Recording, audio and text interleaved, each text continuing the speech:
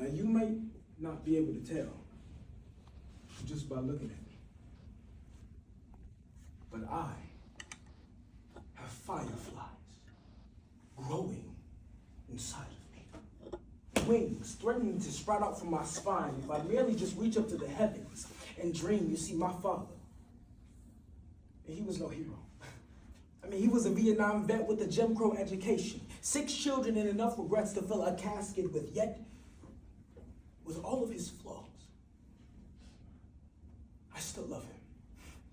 I mean, I am a carbon copy of my poppy. Yeah, man, shit, I know I fucked up, but shit, is it really a fuck up if the fuck up ain't all that fucked up? Okay. What if I fuck up the fuck up and it ends up Okay, I'ma shut the fuck up. Okay. Shit, I don't know shit about parent. Oh, hold on, she crying. Yeah, come on.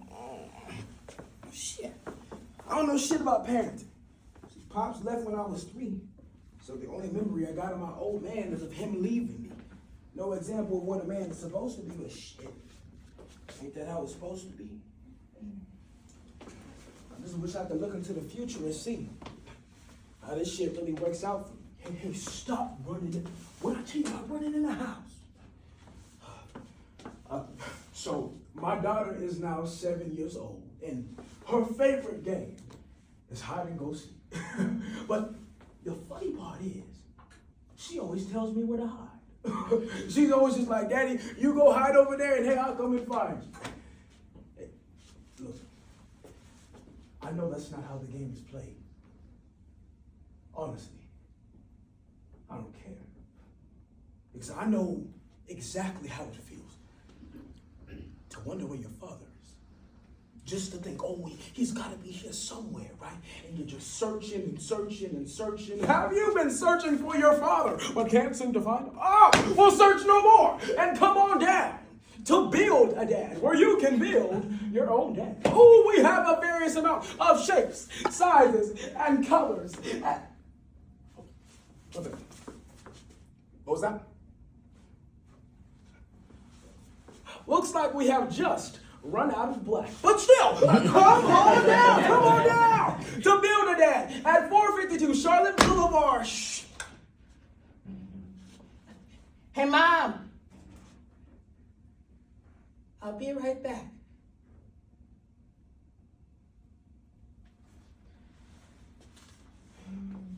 Now, it is no secret that the absence of black fathers is an ongoing narrative that has been highlighted in society and media today. However, the reality of the situation is far more complicated than the stereotypes suggest. While systematic issues have contributed to the struggles faced by black families, according to the National Institute of Family Studies, it is the ongoing belief in black absenteeism that keeps it alive and prevalent today. They go on to explain that there are good black fathers out there.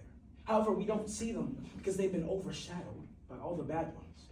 Many black fathers in particular are working tirelessly to break the cycle of black absenteeism and ultimately redefine black fatherhood for future generations. So, using the poems, Carbon Copy by Joshua Bate, The Choices We Make by Destiny Irving, Hide and Go Seek by Rudy Francisco, and using the country song, Can You Build Me a Daddy by Luke Bryan, a poetic program, shining a light on the black fathers like mine who have been here.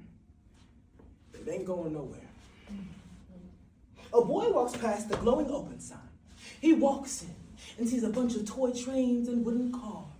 He goes up to the man on the counter and asks, "Excuse me, sir, I've heard you can build anything. Can you build me a dad? And this time, I want him to stay." Yeah, man, sure. I want to stay, but at the same time, I don't want to be one of the dads who just, gets up and walks away. Shit, maybe I just, smoke a blunt, but definitely pray,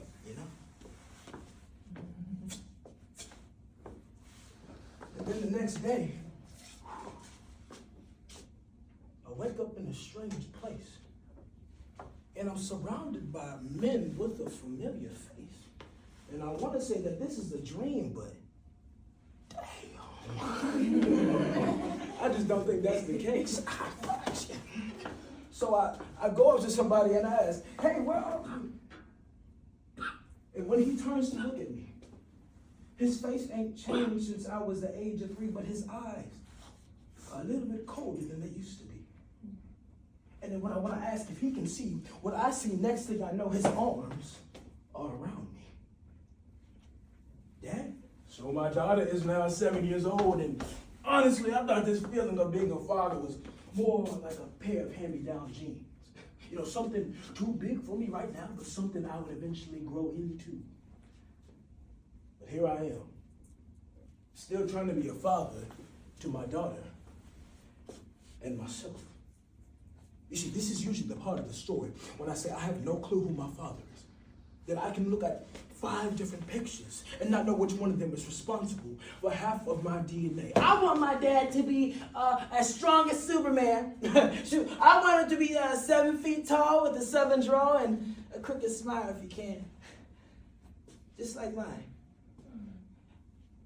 You know, I think Mom would be real happy if you help me bring him back. And then I want to ask if this is a dream until he finally speaks. He says, "Son, welcome to the land of the forgotten fathers, a society of our ancestors." Oh, you see, each one of us were given the proposition and put in a very tough position to spend the rest of your days with a father you never had, or spend the rest of your days being the father you never had.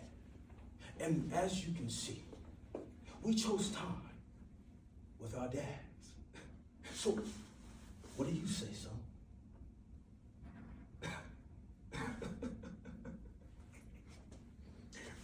And honestly, that's where I laugh. Because what could be worse than not being there? I mean, you chose a full-on stranger over your own son. You robbed me of a father, yet with no pointed gun. The first time I ever scored a touchdown, my football coach came up and gave me a big hug. And I said, "Thanks, Dad," on accident. But I didn't say sorry. Because isn't that what I deserve? So, excuse me, sir, this is all the money I've got. Can you please help me build a dad? So were there any tears shed? Because when you left, I wondered where your footsteps led. And honestly, I was better off convincing myself that your ass might have been dead. No, don't you dare call me son. You lost that right when you decided to run, but shit.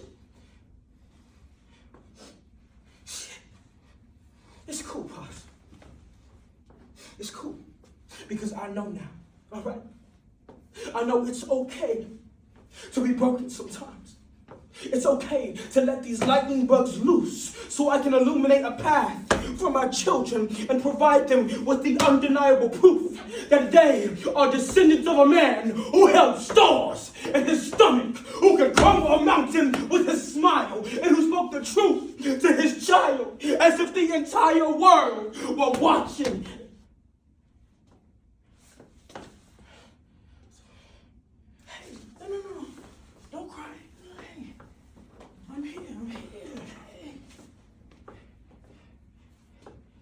I wake up at an early hour, and in my hands is my daughter, and I regret nothing. So my daughter is 7 years old, and anytime she asks me, "Daddy, can we play hide and seek?" I say yes. Anytime she says, "Daddy, you go hide over there," I say yes. Anytime she says, "Daddy, you are just so easy to find,"